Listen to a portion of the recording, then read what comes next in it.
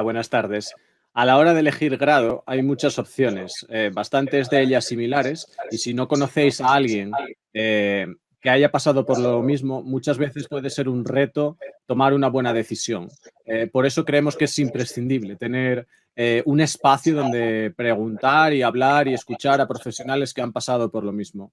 Eh, por eso organizamos Tu Futuro 2021. Mi nombre es Roberto y voy a moderar esta mesa redonda en la que tres grandes profesionales, aunque de momento por cosas del directo solo tenemos a dos, nos van a hablar sobre los grados de magisterio y pedagogía.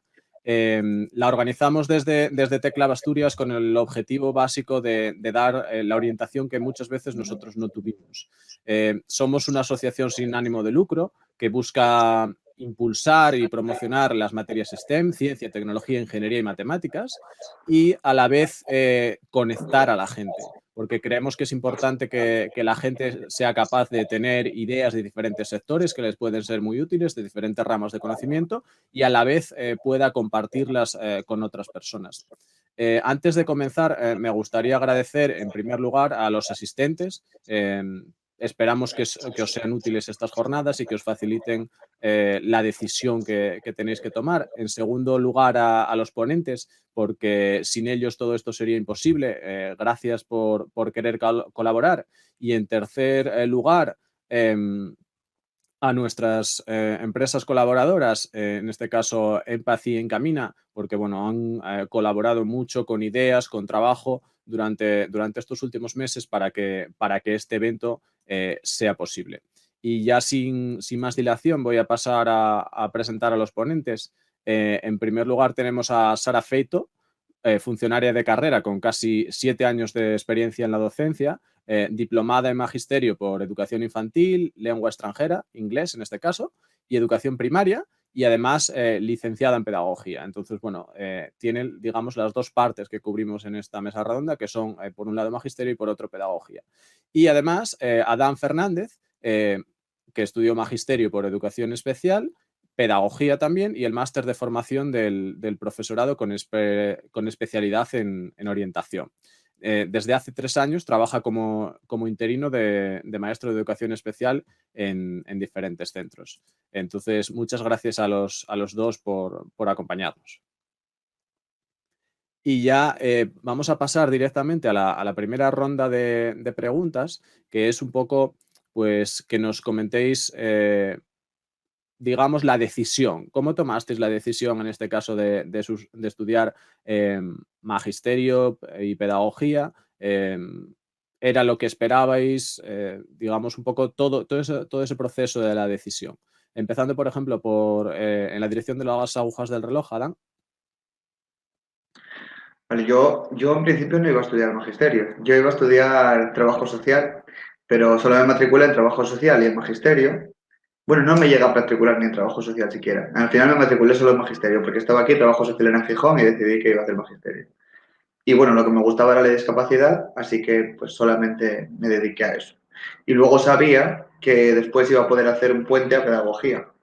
Entonces, pues yo ya empecé con esa idea. Hubo otros que se les fue ocurriendo la idea por el camino, pero yo lo tenía claro desde el principio. Y nada, ya está. Decisión tomada. No, o sea, fue un poco accidental, no fue tampoco muy pensada. Mucha gente cuando llega a finales de bachillerato no sabe realmente qué va a hacer, pero bueno, si sabe qué temática le gusta, pues ya puede tirar por un sitio. Sí, es algo bastante habitual que estamos viendo estos días. Sara, ¿tú?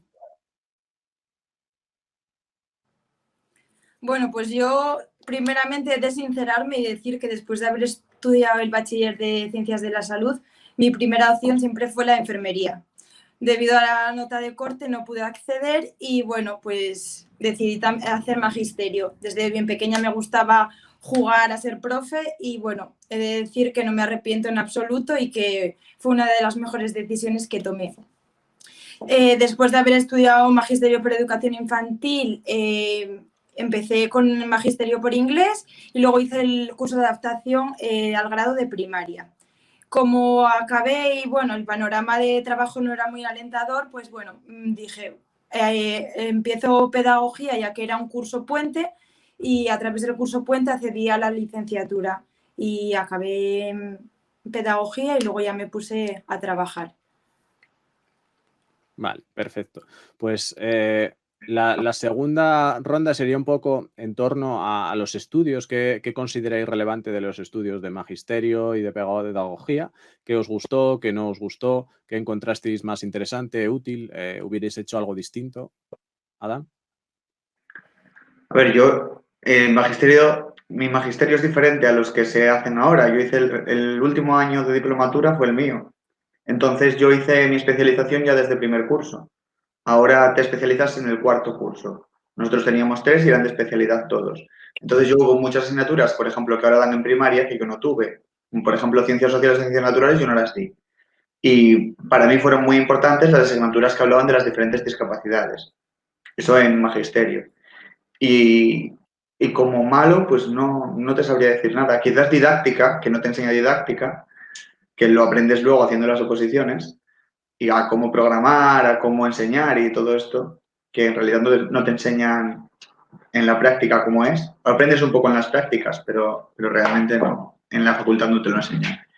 Y de pedagogía, pues lo peor fue la estadística. Creo que fue con lo que nos encontramos todos. Las asignaturas de estadística y bueno, más matemáticas en mi caso, que yo además venía del bachillerato de humanidades. Así que todo eso me vino de lado. Pero al final, bueno, lo sacamos todos. Así que sin problema. ¿Tú, Sara? Bueno, pues a mí magisterio me gustó muchísimo más que pedagogía. De magisterio destacar que, bueno, como decía Dan, hay asignaturas que son troncales y luego tienes las asignaturas especializadas en tu especialidad. Las didácticas son las que son un poco más engorrosas, pero bueno, a mí es que en realidad me gustaron todas las asignaturas. Sí que es verdad que luego te das cuenta, cuando ya la experiencia del trabajo y todo, te das cuenta que la carrera aprendes cosas, pero yo donde realmente aprendí todo fue preparando las oposiciones. En los temarios de las oposiciones, bueno, ya están más enfocados pues a la educación infantil, no hay asignaturas como la de didáctica que son muy generales. Y bueno, las oposiciones para mí fue lo que más me marcó porque es, bueno, donde te especializas y aprendes muchísimas más cosas. Y, por ejemplo, pedagogía, a mí personalmente fue una carrera que empecé, pensé en dejarla a mediados, pero bueno, luego piensas y dices, bueno, voy aprobando, me quedan pocas asignaturas para acabar, venga, pues un esfuerzo y así ya tienes una licenciatura más. Pero bueno, pedagogía no me gustó nada de nada. No era lo que yo pensaba que íbamos a tratar autores de pedagogía, de educación, y era todo lo contrario, pues investigación, estadística, nada que ver. Así que la pedagogía para mí, nada. Vale. Igual incluso podemos cubrir ese tema que es ¿cuál es la diferencia entre magisterio y pedagogía? Adán, por ejemplo, o Sara, como el que prefiráis. Voy yo, ¿vale? Venga, dale. Bueno, pues nada, la diferencia, en realidad, lo que pasa es que Sara y yo hicimos los dos lo mismo, hicimos los dos el curso puente y luego tercero y cuarto. Entonces hubo muchas asignaturas de pedagogía que realmente nos perdimos y parecía que eran las más interesantes, las que te iban poniendo los primeros cursos parecían más interesantes. Magisterio está totalmente enfocado a dar clase, a ser maestro en un colegio, lógicamente. Pero pedagogía está más enfocado, pues tienes diferentes ramas. Tienes la pedagogía laboral, la social, la gerontológica incluso, que es la que trata a los ancianos. Entonces tú, siendo pedagogo, es como un mercado laboral más amplio. Claro que también es un poco complicado encontrar trabajo de pedagogo, aunque el primer trabajo que yo tuve fue de pedagogo. Y es complicado y el mercado laboral, pues, bueno, deja bastante que desear en cuanto a la remuneración, sobre todo. Sobre todo en todo lo social, la remuneración, pues, es testimonial y no te da para nada. Tú, Sara, ¿cuál es la diferencia que consideras entre pedagogía y magisterio? Lo que decía Dan, la pedagogía te abarca mucho más ámbitos para poder trabajar que magisterio, pero no sé, eso ya debe ser personalidad de cada uno y en cuanto a lo que quieras dedicarte, pero ya te digo que la pedagogía Yo pensaba que incluso era como psicopedagogía, pero no, todo lo contrario. Así que, bueno, lo que comentaba Dan, nada más que añadir. Perfecto. Vale. ¿Y qué recomendaciones daríais a los estudiantes que quieran estudiar magisterio y o pedagogía a la hora de enfocar el grado, de cómo organizarse, cómo, digamos, sacar el máximo partido a esos grados? ¿Adán? Perdona, que empecé a hablar con el micrófono quitado. A ver, pues yo les diría que no solamente sacaran provecho de las diferentes asignaturas que tienen en la carrera, sino también de diferentes cursos, diferentes asociaciones que hacen cosas.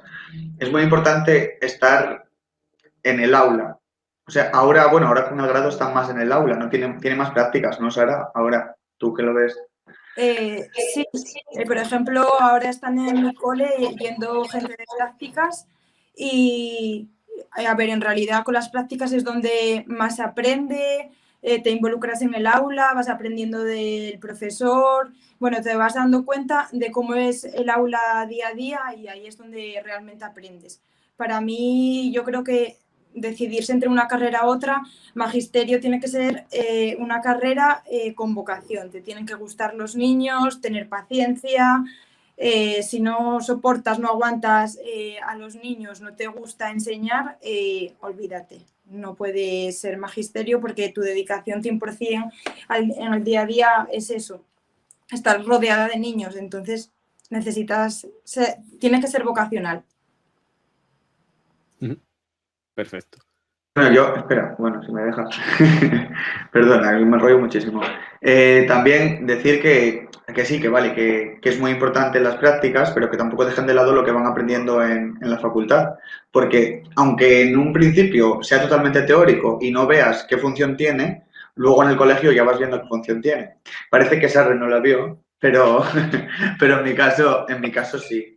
Porque, bueno, educación especial es un poco más técnica en ese sentido. Tienes que ir viendo y reconociendo, ir viendo las discapacidades de cada niño, las dificultades que tiene. Y bueno, en infantil también hace mucho trabajo de eso.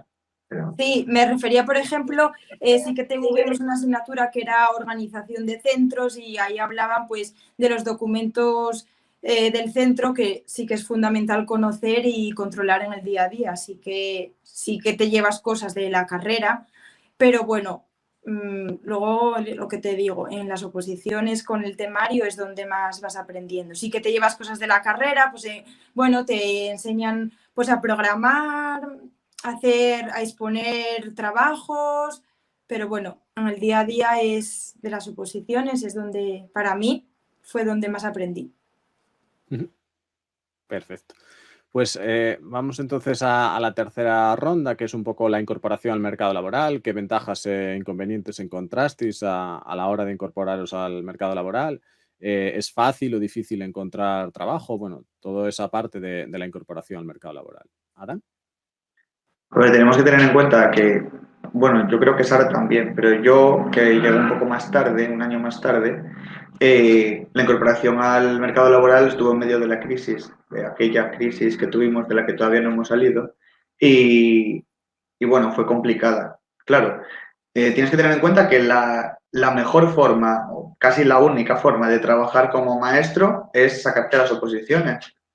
Si no te sacas las oposiciones, tienes los colegios concertados. Yo trabajé en un colegio concertado, me costó muchísimo que me contrataran en un colegio concertado. Tienes que estar en el momento indicado y que no conozcan a nadie que tenga tu especialidad que haya estado por ahí antes. Porque, bueno, a no ser que tengas cierto conocimiento de un colegio concertado, pues así sí tendrás más fácil que te contraten. Pero si no lo tienes, hombre, tienes que tener suerte, estar en el momento indicado, en el tiempo indicado. Y las oposiciones son lo más importante. Pero bueno, yo ya llevo, yo llevo dos convocatorias de oposiciones. La primera, pues, la suspendí. Suele pasar la primera vez. Y la segunda, pues, saqué buena nota, pero no conseguí plaza. Eso también es otro sistema. El sistema de oposiciones es un poco injusto a veces, pero bueno, aquí estamos, trabajando en interinos. ¿Tú, Sara? Bueno, pues para trabajar como docente, diría que así la única opción viable serían las oposiciones. Sí que es verdad que lo que comentaba Adán, para trabajar en un concertado se hace difícil, a no ser que hayas estudiado en él y te conozcan y te contraten y que estés en el momento oportuno, pero si no, la opción sería preparar oposiciones. Sí que es verdad que luego hay programas desde el centro, como el PROA, que son de refuerzo después de la jornada escolar, que, bueno, contratan a maestros, pero, bueno, las oposiciones. Vale. Dais entonces mucha importancia a la parte de las oposiciones. ¿Hay suficientes plazas? ¿Cómo es un poco el proceso? Ya veo a Adán que dice que no. Venga, Adán. A ver, el proceso de oposiciones en magisterio, a ver, en realidad no es un proceso complicado. De primeras, tú tienes que estudiarte una parte teórica, tienes que saber desarrollar unos casos prácticos conforme a la legislación que vas estudiando y a las diferentes cosas del temario que puedes ir sacando. Y después, si apruebas esa parte, pasas a la defensa de tu programación didáctica. Bueno, pues la primera parte son 25 temas, son asumibles. El problema es que el examen es teórico, o sea, es un examen en el que tú desarrollas el tema, te dicen tema 3 y tú desarrollas el tema 3. Claro, y luego vas a leerlo al tribunal. Entonces, esto es totalmente subjetivo, porque además el tema no existe como tal. Tú tienes editoriales que han desarrollado el tema y personas que han desarrollado el tema, tú mismo lo puedes desarrollar, pero no existe como tal. O sea, no pueden decirte, si pones esto tienes un 10, si pones esto tienes un 9, porque no existe el tema. Es según les vaya gustando o no les vaya gustando. Y con el caso práctico pasa más o menos lo mismo, porque te pueden poner, pues que no me acuerdo cuál fue el de mi año, pero hay casos prácticos que te tiran en el momento. O sea, te pueden decir, eres profesor de educación física y tienes un amblíope, amblíope es una persona tiene discapacidad visual, un sordo y un autista, a ver qué haces. Y ahora tú desarrollas. Entonces, es subjetivo. Y por otra parte, por muy buena nota que saques, aquí en Asturias tenemos un sistema de tribunales. Entonces, por ejemplo, en PT, el último año que yo me presenté, eran 9 tribunales. Bueno, a mí me tocó el 7. Yo con mi nota habría sacado plaza en todos los tribunales, excepto en el 7, porque en el 7 la gente tenía más experiencia. Entonces, bueno, pues es un sistema que puedes considerar injusto, justo, bueno, es el que tenemos. No hay más. Entonces, me quedo con la parte de que el sistema es un poco subjetivo Sí, mucho. ¿y por qué esa parte de que hay diferentes tribunales? Y de una cosa que dijiste me pareció también entender que varía entre comunidades autónomas. A ver, lo de los tribunales sí. Aquí, por ejemplo, en Asturias, yo me apellido Fernández y voy a ir siempre con los Fernández, porque bueno, hacen los cortes por letras, puede ser que los Fernández se dividan en 2 letras, porque el sorteo puede empezar en la letra K, y entonces de la K empiezan haciendo el tribunal 1, luego la siguiente letra el tribunal 2, los que vayan cabiendo, ponte que son 30 por tribunal, pues van metiendo 30 personas según se han apuntado en las oposiciones. Entonces, si a ti te toca un tribunal en el que la gente tenga mucha experiencia laboral, la experiencia laboral cuenta más a la hora de hacer la nota final. Entonces, tú tienes menos posibilidades de sacar la plaza. Vale, Pero bueno, entonces en tú lugar puedes tener de... menos posibilidades si te toca en un tribunal en el que resulta que no hay nadie que tenga mucha experiencia laboral y tú tienes un año, pues ahí ya juegas con ventaja. Vale, entonces en lugar de, digamos, competir contra todo el resto, compites contra el grupo en el que te toca, ¿no? Sí, sí, porque tú puedes sacar un 5 en tu tribunal y que sea la nota más alta y sacar plaza. Y puedes sacar un 9 en otro tribunal y que no sea la nota más alta y no sacar plaza. Porque Pero bueno, claro. las Sí, plazas decía. las reparten por tribunales. En este caso, por ejemplo, en el de Adán o en el mío, eran, ponte, 10 plazas, en el tribunal 2 otras 10 plazas. No evalúan a todos los aspirantes y en función de si hay 100 plazas, por ejemplo, a los 100 primeros, sino que va por tribunales. Entonces también es un poco injusto porque igual el que me valora a mí le gusta lo que yo hago y no lo que hace Adán o viceversa. Entonces, bueno, es subjetivo y tampoco es nada justo. Sí, no, la verdad es que de la manera que lo estáis describiendo, que esa impresión creo que nos da a todos, que es muy subjetivo, yo no sabía que funcionaba así y realmente, claro, podría coincidir que tuvieras muchos buenos candidatos en el mismo tribunal y muchos se tuvieran que quedar fuera. Entonces, cuéntanos un poco más, Sara, sobre todo ese proceso de oposiciones, Pues cómo lo ves. incluso siendo el mejor o de los mejores en tu tribunal, si no has tenido experiencia docente y el resto sí, como puntúa mucho, te puedes quedar sin plaza, a pesar de ser el mejor en el examen. Entonces, bueno, la experiencia también cuenta mucho, por eso es importante cada año, pues, bueno, cuando salgan las oposiciones, prepararlas y acceder a ellas, porque, bueno, te vas metiendo en la rueda y, bueno, si vas empezando a trabajar, vas cogiendo experiencia, que al fin y al cabo es lo que luego te ayuda para coger puntos y puntuar mucho en las oposiciones, porque la valoran mucho, vaya. Ujú. Vale. Entonces es importante eso, también se valora mucho la experiencia aparte de las oposiciones en sí. Sí, bueno, sobre todo luego tener el porcentaje de puntos de formación cubierto, a pesar de que los cursos hay que pagarlos y cuestan su dinero, pero sí que es importante ir con el baremo ese completo, porque bueno, por décimas te puedes quedar sin plaza o sin trabajar, entonces es importante que lo que tú puedas hacer lo hagas y lo cubras por 100% al completo el baremo, Ujú. que quede de tu mano, vaya. Vale, perfecto.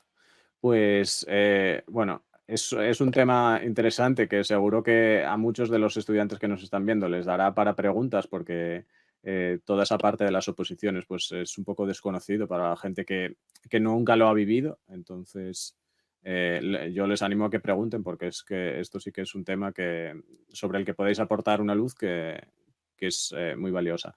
Y luego, pasando ya un poco a la cuarta ronda, digamos, la parte de desarrollarse profesionalmente, ¿qué recomendaciones dais a la gente que ya se ha incorporado para que vaya avanzando en la profesión? ¿En qué os ayudaron los estudios? ¿Qué fortalezas y debilidades les encontrasteis para progresar profesionalmente?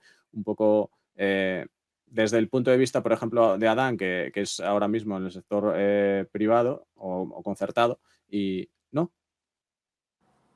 Yo empecé en el sector concertado, pero llevo Vale. 3 años trabajando en la pública. Vale, pues nada, entonces cuéntanos un poco también esa experiencia de cómo ir desarrollándote y progresando profesionalmente. Bueno, pues nada, lo que te decía era como entrar a un concertado, pues tú en un concertado pues te desarrollas como te van dejando, básicamente. Es como un... A ver, yo solo he estado en uno, no quiere decir que todos sean así, Mm. pero es como un entorno como más cerrado, encarrilado, porque en la pública tienes la libertad de poder enseñar como tú crees que es mejor, como tú, o sea, sin encorsetarte, por decir de alguna manera. Sin embargo, en la concertada, pues bueno, como que tienes que respetar las líneas ideológicas del centro, tienes que respetar muchas cosas. Entonces, pues es más difícil. Pero bueno, y luego lo que quería decir también es que siendo maestros, profesores en general, no dejamos nunca de formarnos. Por ejemplo, yo ahora estoy haciendo un máster, Sara también está haciendo muchos cursos. Es muy importante no dejar de formarnos nunca, porque en el momento en el que estás en la práctica te das cuenta de todas las cosas que ignoras. O sea, y claro, y hay cosas que puedes vivir ignorándolas, pero hay otras cosas que te dificultan en tu desarrollo profesional y que tienes que formarte bueno, para desarrollarte mejor. Claro que no todo el mundo lo hace, pero bueno, es lo aconsejable. Sí, es un tema que está surgiendo un poco en todas las mesas redondas, que es esa parte de que tienes que continuar formándote para ir desarrollándote profesionalmente, que no puedes quedarte con simplemente lo que estudiaste y ya está. ¿Qué opinas tú, Sara, de toda esta parte de desarrollo profesional? Estoy de acuerdo con Adán. Hay que estar en continuo aprendizaje y reciclarse.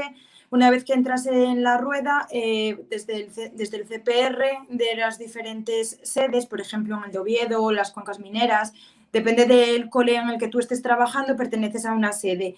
Y en ese CPR ofertan cursos que están a disposición del profesorado que está en activo.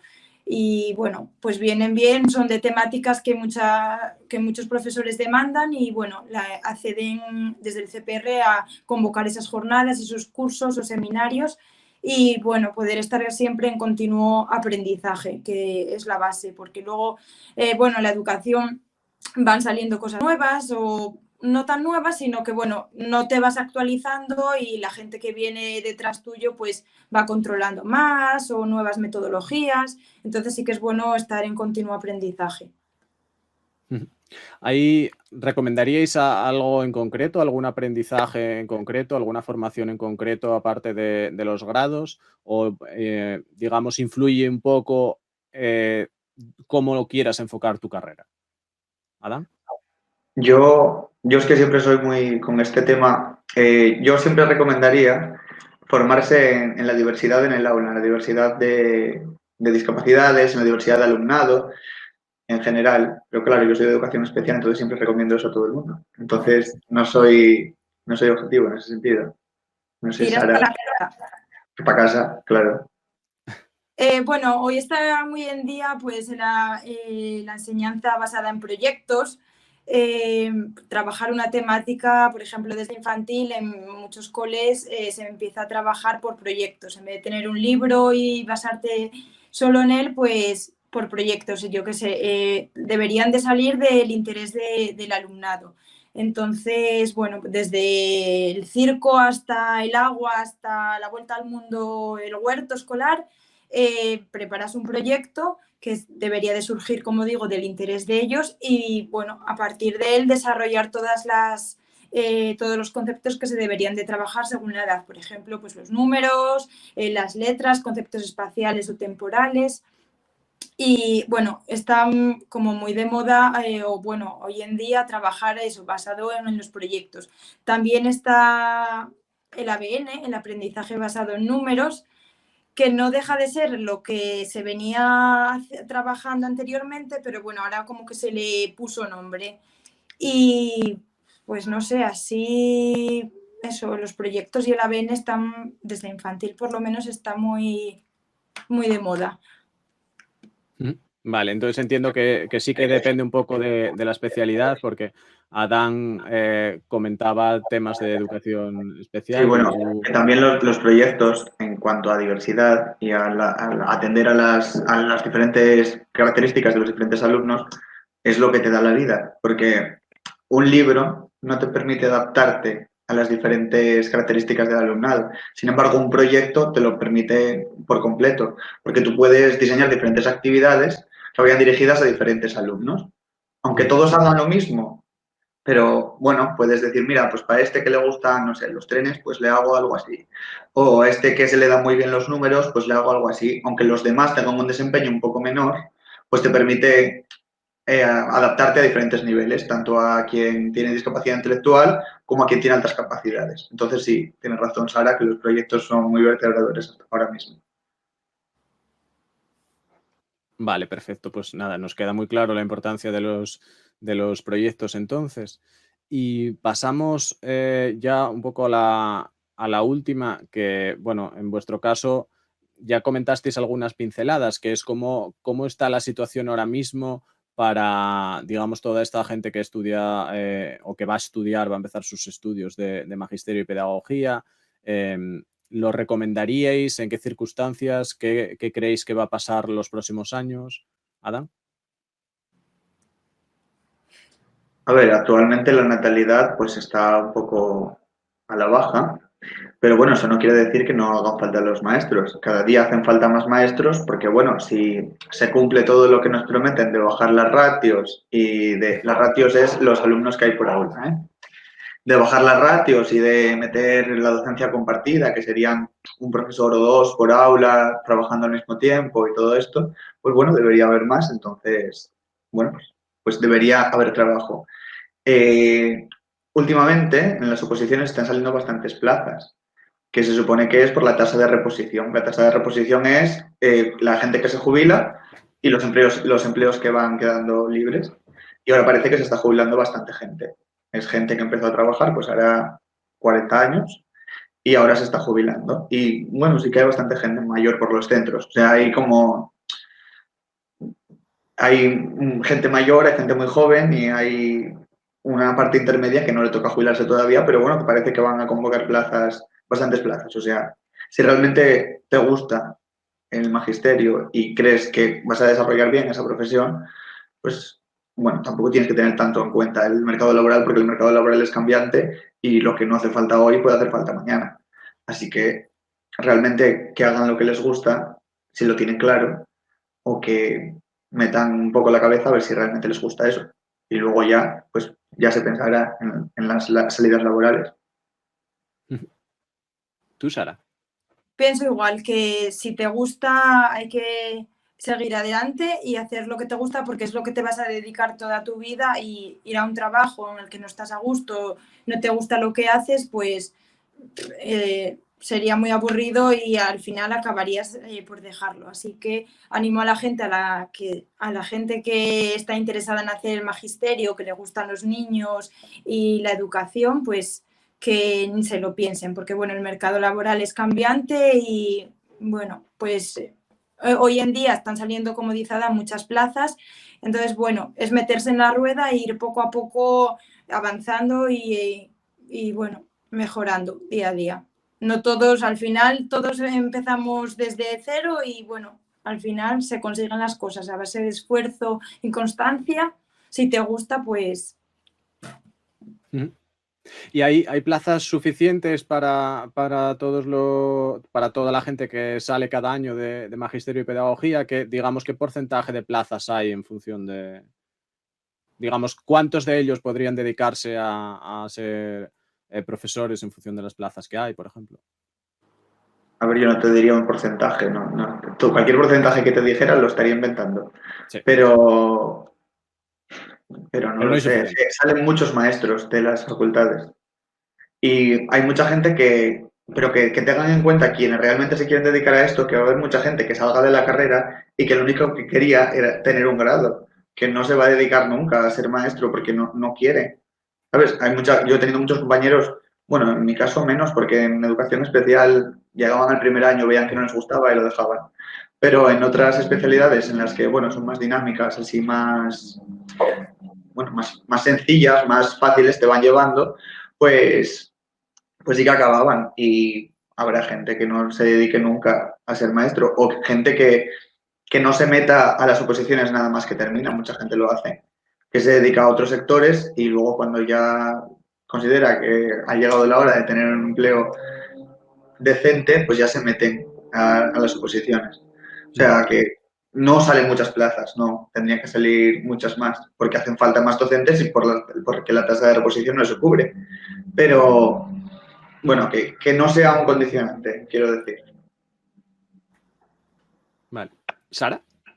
Sí, tampoco sabría decirte qué porcentaje. Sí que coges la lista de interinos y hay muchísimos y pocas plazas. En las últimas oposiciones salieron, no recuerdo, Dan, tú no sé si sabes el número, pero por ejemplo, ciento y pico, no, creo que no llegó a 200.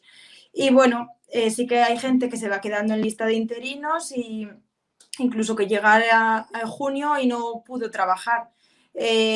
Sí que es verdad también pues, que hacen falta maestros y que debería de ser bueno bajar la ratio para poder contratar a más maestros y que la enseñanza fuese un poco más individualizada. Porque te encuentras, por ejemplo, en infantil con 3 años, una clase con 20 niños que no son autónomos, que acaban de empezar el colegio y solamente tienes 2 brazos y 2 ojos. Sí que es verdad que está en ocasiones la profesora de apoyo que te echa una mano, pero bueno, no es para estar la jornada escolar en clase contigo. Va a veces apoyarte y eso, pero bueno, no todas las horas. Así que bueno, al principio sí que se hace complicado si tienes una ratio muy, muy alta. Mencionabais dos temas muy interesantes, que es por un lado este que estabais diciendo ahora de las ratios, y luego Adán antes mencionó el tema de promesas a futuro. ¿Cuáles son las ratios ahora mismo y cuáles son esas promesas a futuro que vosotros querríais que esa fuera la situación real? A ver, yo la ratio de primaria, no sé, Sara igual me puede corregir, porque está a mí los números se me van para arriba y para abajo. Creo que la ratio de primaria está en 25. Bueno, ahora con el COVID está en 18, pero es una situación excepcional. Esto sería deseable que se quedara así, pero no tiene pinta. Entonces, serían 25 en primaria y en infantil, Sara, ¿qué estáis en 20? En 20. Pero Sí, esto es según la comunidad autónoma, tampoco. Asturias estamos muy bien en ese sentido. Hay otras comunidades autónomas que tienen 30 en el aula. En Andalucía, por ejemplo, tienen 30 en primaria. Y luego en secundaria, bueno, en secundaria ya aumentan. Puedes llegar a 30 en secundaria y en bachillerato también. Pero bueno, los de secundaria, pues están un bueno, poco jodidos en ese sentido. y en los cursos altos te das cuenta que, bueno, ya son autónomos, ya se gestionan ellos y, bueno, que haya más gente, más ratio, pues bueno, tampoco en cursos altos yo tampoco lo vería, a ver, no lo veo bien porque debería de separarse para que sea más individualizada la enseñanza, pero bueno, sí que en cursos bajos, en este caso hablo por mí, por infantil, bueno, es imprescindible. Vale, entonces es más importante, digamos, cuanto más jóvenes que la ratio sea menor, porque cuando ya son un poco mayores tienen más autonomía y suponen, digamos, menos trabajo. Sí, bueno, excepto en secundaria. O sea, según lo que yo he vivido, en primero, segundo y tercero de secundaria, seguro que quienes nos están escuchando lo tienen mucho más cerca y saben que el ambiente de clase, teniendo muchos alumnos, no es muy positivo. Y si tienes 20, pues bueno, igual puedes manejar la clase, pero si tienes 30, es imposible. Por muy. Claro, es que son demasiado autónomos en ese sentido. O sea, son lo contrario infantil. En infantil no son nada autónomos, y en primero, segundo, tercero y cuarto de la ESO son totalmente autónomos y hay muchos que no quieren estar ahí. Entonces, ese es el problema. Y el tema promesas que decíais que se estaba barajando una serie de ratios y una serie de mejoras, si podéis comentar un poco de eso y si creéis que va a ocurrir de verdad. A ver, las promesas siempre existen. O sea, en todas las elecciones, cada 4 años, nos prometen muchas cosas. Entre ellas es que nos van a bajar la ratio siempre, que nos van a subir el sueldo y no sé, ¿qué más promesas nos hacen, Sara? Yo creo que la ratio. Ah, bueno, claro, y que van a convocar muchas más plazas de oposiciones. Esa, sí, esa. Esa es la mejor. Y es algo que no ocurre luego, entiendo. Siempre se dice, pero luego A a ver, veces se mejora un poco, pero no mucho, ¿no? ellos dicen, voy a convocar más plazas de oposiciones. Bueno, si el año anterior convocaste 60, este año convocas 61. Y no estás diciendo una mentira. Y en cuanto a la ratio, pues bueno, ahí directamente lleva 25 muchos años ya y ya se no se baja. Así que ahí, bueno, tampoco suelen prometerlo muy por lo alto, ¿eh? O sea, es como una reivindicación, más bien, más que una promesa. Lo de las ratios, o sea, lo de las oposiciones, las plazas de oposición sí que es una promesa habitual, pero lo de las ratios es más bien una reivindicación. Vale, y Totalmente. comentar. Sí, sí, No, dale, Sara. igual, opino igual. Y decíais, una vez más, que hay diferencias entre comunidades autónomas. Ya lo mencionabais antes con el tema de las oposiciones y ahora con el tema de las ratios. Entiendo que como educación es una conferencia, que está transferida, una competencia que está transferida a las comunidades autónomas, pues un poco cada comunidad autónoma hace lo que considera. ¿Hay muchas diferencias entre unas comunidades autónomas y otras? O sea, diferencias grandes de verdad. A ver, sí y no. En realidad el sistema es el mismo y todas las comunidades tienen el mismo.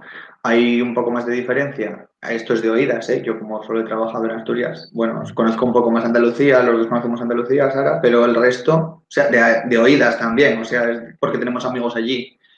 Pero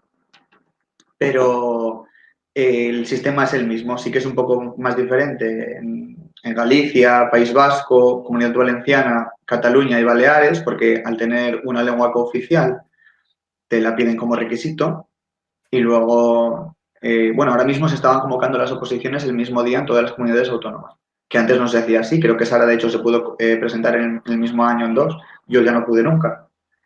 Y este año se estaban haciendo en todas igual, pero Cataluña y Comunidad Valenciana creo que fueron, pues decidieron convocar el otro día, porque como a ellos no les afectaba, era mejor que los de Valencia, los de Comunidad Valenciana y los de Cataluña pudieran presentarse en su comunidad y fuera. Entonces, bueno, si alguien que nos esté escuchando sabe catalán o euskera o gallego, es un momento para presentarse en las dos comunidades. Bueno, Galicia es más legal, ¿eh? Galicia no se presenta. O sea, convocaron el examen el mismo día. ¿Cuál es tu opinión sobre este tema, Sara? Sí, yo me presenté en su día, la primera vez que me presenté fue en el 2011. No me coincidió ni en Asturias ni en Castilla y León, que fue donde me presenté. No me coincidió en fechas, así que pude ir a las dos. Hace ya unos años que hacen que coincida, bueno, pues para eliminar gente y también por favorecer, bueno, a la gente que es del sitio. Pues a los asturianos, pues si lo convocan en la misma fecha que en Madrid, pues bueno, la gente irá a la que más le convenga, bueno, por diversas circunstancias. También modificaron hace tiempo que antes te podías presentar a la especialidad que quisieras. Y ahora, por ejemplo, yo que tenía varias especialidades, me tenía que presentar solamente a la que quisiera. De primeras, por ejemplo, me presenté a infantil, pero si luego al otro año quería presentarme por inglés, me sacaban de la lista de infantil. Entonces, a partir de que pusieron esa norma, si querías permanecer en la lista de infantil, tenías que seguir presentándote en la misma especialidad. Entonces, bueno, también se quitan a gente para que solo vaya por una especialidad, no por cada año o esté en diversas listas, para, bueno, también para que no haya tanta gente en diversas especialidades. Sí. Y que, no bueno, es un sea poco... también un poco más real los números. Y no es un poco injusto porque al fin y al cabo tú sí que tienes las diferentes especialidades. Podrías ir por Sí. todas a la vez. Bueno, ahora que ya aprobé las oposiciones y tengo la plaza, pues sí que una vez que apruebas y tienes tu plaza, bueno, se abre como un decreto en el que puedes solicitar la adquisición de nuevas especialidades. Al ya tener el título, pues ahora puedes tener varias especialidades por si en un futuro quieres cambiar. Yo si en 10 años quiero cambiar a primaria o a inglés, podría, al tener la titulación, ahora sí podría cambiar. Vale. ¿Y tienes que hacer algo en concreto o simplemente lo pides y ya está? Pedirlo y acreditar el título y ya está. Vale. ¿Y cómo es ese proceso? ¿Es algo, o sea, es un proceso complejo que tardas años o No o lo tengo simplemente? claro porque acaba de salir, de hecho voy a hacer los trámites esta semana porque acaba de salir la resolución. Nada, es adjuntar el título y llevarlo me parece que es a consejería, a las consejerías. Y nada, te lo hacen de oficio. Me parece que si no tienes el título, cuando hay oposiciones te puedes presentar y no sé si tienes que hacer un pequeño examen o bueno, no sé muy bien cómo va. Vale, digamos que es un proceso nuevo que salió ahora y todavía se está viendo un poco cómo es la situación, ¿no? Vale. Y nada, por ahí ya acabamos un poco las preguntas que teníamos planteadas, entonces vamos un poco a las preguntas que nos hicieron en el chat. La primera pregunta es, ¿hasta qué curso da clase magisterio y desde cuál podría dar clase a alguien con el máster de profesorado? ¿Dónde corta la línea? ¿Adam?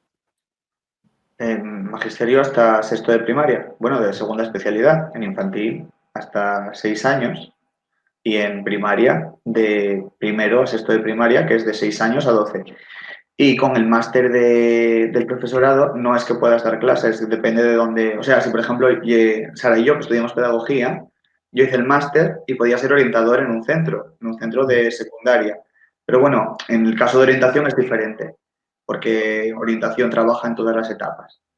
Pero si por ejemplo fueras físico, haces el máster de formación del profesorado en no sé qué especialidad será, supongo que será física y trabajarías de primero a cuarto de la ESO y primero, segundo y bachillerato.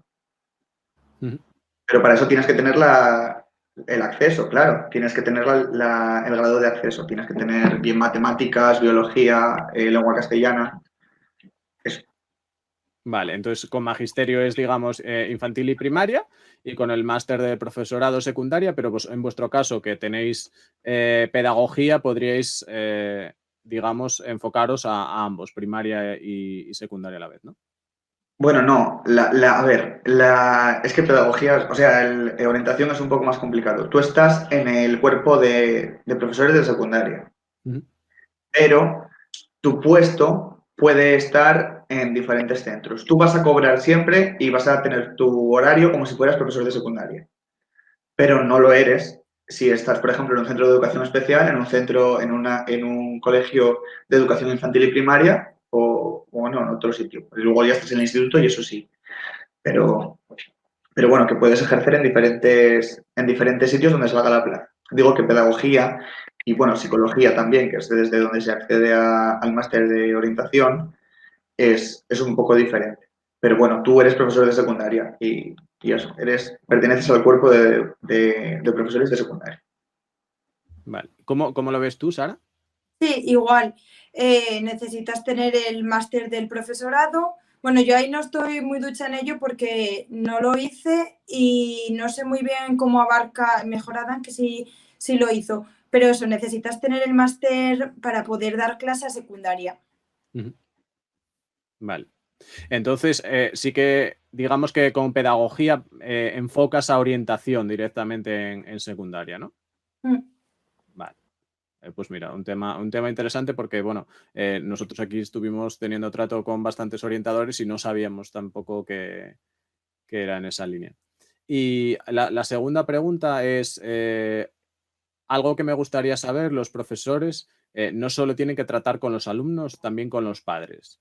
¿Habéis tenido problemas con padres que piden cosas sin sentido o que defienden a sus hijos sin razón? Bueno, la relación un poco con los padres. ¿Ada? A ver, yo como PT, bueno, como orientador he tenido más relación con las familias, pero como PT, bueno, pues tienes menos. Ahora soy tutor en un centro de educación especial y ahora sí, pero bueno, mis familias son estupendas, la verdad, y no tengo ningún problema con ellos. Pero, pero bueno, sí que hay profesores que tienen mayores dificultades o algún problema de comunicación con las familias, familias ausentes, sobre todo. Hay dos tipos de familias que te pueden dar problemas, las ausentes y las presentes. O sea, las ausentes son las que no están nunca y las presentes son las que están siempre y que no te dejan ni trabajar. Pero bueno, de eso sabe mucho Sara, pregúntale a ella. Venga, Sara. Pues como bien dices, bueno, las ausentes que intentas contactar y pasan del tema y las otras que te cuestionan, están todo el día encima preguntándote, como que su hijo o su hija es la única que hay en clase. Entonces, bueno, sí que las familias hoy en día yo creo que en ese sentido cambió un poco desde hace años. Yo me acuerdo de comentar mi madre, por ejemplo, bueno, que ella cuando iba al colegio le decían los padres que no viniese con ninguna nota ni que los padres ni que el profesor les llamase. Y hoy en día es casi todo lo contrario. Son los padres los que están ahí encima, cuestionándote. Bueno, cambió yo creo mucho en ese sentido. Ujú. Y es algo que varía, porque lo mencionaba un poco Adán antes de pasada, es un poco que entiendo que varía por especialidad, ¿no? Un poco esa situación, depende de la especialidad en la que estés. Sí, Yo creo que bueno, no tanto. cuando... Perdona. Sí, No, me no, sigue. sí, sí, sí. Nada, que cuando eres tutor sí que lo ves en primera línea. Cuando son especialistas, por ejemplo, el de inglés o el de música, y no son tutores, pues bueno, no les da tan de frente, pero sí, cuando eres tutor tienes que lidiar con las familias. Y yo decía que eh, no es tanto las familias en sí como la edad de los alumnos. En infantil, los padres están muy encima, claro, acaban de salir de casa. Bueno, es relativamente normal. Según van subiendo los cursos, los padres ya van como desligándose un poco del centro. Y en el instituto, si los quieres ver, o los llamas o no vienen. Esa es la diferencia. Pero bueno, también hay que dar la independencia a los hijos, Ujú. está bien. Pues sí. Y nada, un poco esas son las preguntas que teníamos, porque ya no queda ninguna pregunta más en el chat. Entonces, bueno, nada, simplemente dar una vez más las gracias a los asistentes. Esperamos que esto les sea muy útil, porque, bueno, habéis aportado además bastantes ideas, bastante claridad sobre temas bastante diferentes, desde el momento en el que tomasteis la decisión, todo el proceso de los grados, todo el proceso de oposiciones y de desarrollo profesional, que, vamos, creo que puede ser muy útil. Y daros las gracias a vosotros, porque, bueno, sin vosotros esto no tiene sentido. Entonces, gracias por querer colaborar con nosotros y, bueno, esperamos que el año que viene volver a liaros para esto, porque, bueno, sí que nosotros tenemos claro que esta es la primera edición del evento, pero que el año que viene vamos a repetir, aprendiendo de lo que hemos hecho este año para hacer un evento un evento mejor, que al fin y al cabo es de lo que se trata. Y finalmente, bueno, nada, dar las gracias una vez más a las empresas colaboradoras, en este caso Empathy y Encamina, porque, bueno, sin ellos, como decía antes, todo este trabajo sería mucho más difícil. Y finalmente, bueno, animamos a todo el mundo a que a mantener el contacto con la asociación, a que nos sigan en redes sociales, en LinkedIn, en Instagram, en Twitter, en Facebook, donde quieran, a asistir a los eventos que vamos organizando y, bueno, asociaros, que es algo que siempre mete aquí Diego la cuña, así que hoy la voy a meter yo, que es que todos aquellos que nos estén viendo y quieran colaborar en una asociación STEM, solo tienen que escribirnos. La cuota es bastante asequible y, bueno, generamos todo este tipo de iniciativas y que creemos que, bueno, que pueden ser muy útiles a mucha gente. Y finalmente, pues, bueno, que pedir un poco que nos ayuden a seguirnos, a aquellos que tengan cuenta en Twitch, que nos sigan y que compartan todo este evento para que llegue a la mayor cantidad de estudiantes posibles, porque, bueno, al fin y al cabo de eso es de lo que se trata, de que esto llegue a los estudiantes y lo puedan aprovechar. Y nada, simplemente eso, daros las gracias por vuestro tiempo, un saludo y nos vemos. Gracias. Hasta luego. Vosotros. Chao.